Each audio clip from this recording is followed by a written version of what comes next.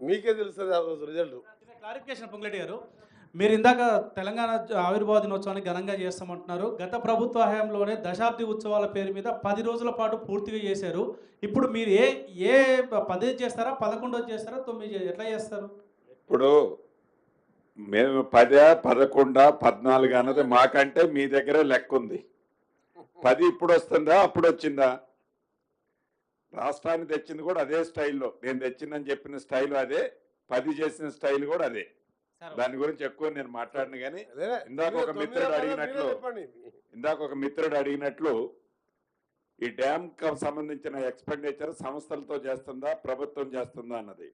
సంస్థలతోనే అది చేయటం సర్వసాధారణం. దాంట్లో ప్రభుత్వము ప్రత్యేకంగా సంస్థలే చేస్తుందని నొక్కి చెప్పాల్సిన అవసరం లేదు, సంస్థలే చేస్తాయి. సార్ ఇప్పుడు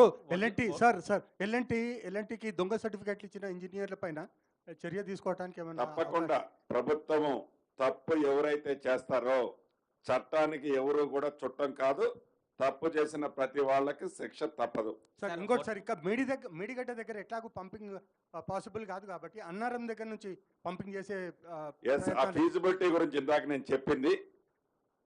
గత ప్రభుత్వం ఏదో తప్పు చేసింది, తప్పును సాకు చూపించి రైతన్నలను ఇబ్బంది పెట్టాలన్నది ఈ ప్రభుత్వం యొక్క ఉద్దేశం కానే కాదు. ఆ గ్లోబల్ ప్రచారం అనేది ముమ్మాటికి తప్పు. ఈ ప్రభుత్వం ఈరోజు కేబినెట్ లో కూడా దాని మీదనే గౌరవ ముఖ్యమంత్రి గారు నిపుణులందరితో కూడా చర్చించింది అదే. ఏ మాత్రం అవకాశం ఉన్నా నిపుణుల సూచనల మేరకు డ్యామ్లో వాటర్ ఆపకుండా ఏదైనా రాక్ఫిల్ డ్యామ్ లాంటి చిన్నది ఒకటి ఏర్పాటు చేసి వాటి ద్వారా ఏమైనా లిఫ్ట్ చేయగలుగుతామో సాధ్యాసాధ్యాలు పరిశీలించమని గౌరవ ముఖ్యమంత్రి గారు అధికారులను ఆదేశించడం జరిగింది. రైతులను ఆదుకోవాలన్నది ఈ ప్రభుత్వం యొక్క ముఖ్య ఉద్దేశము. మంత్రి శ్రీధరరావు గారు సార్, వడ్లకు సంబంధించి మీరు మేనిఫెస్టోలో వడ్లు కొంటామని చెప్పారు, కానీ సన్న వడ్లు దొడ్డు వడ్లు అనే విషయాన్ని స్పష్టంగా చెప్పలేదు.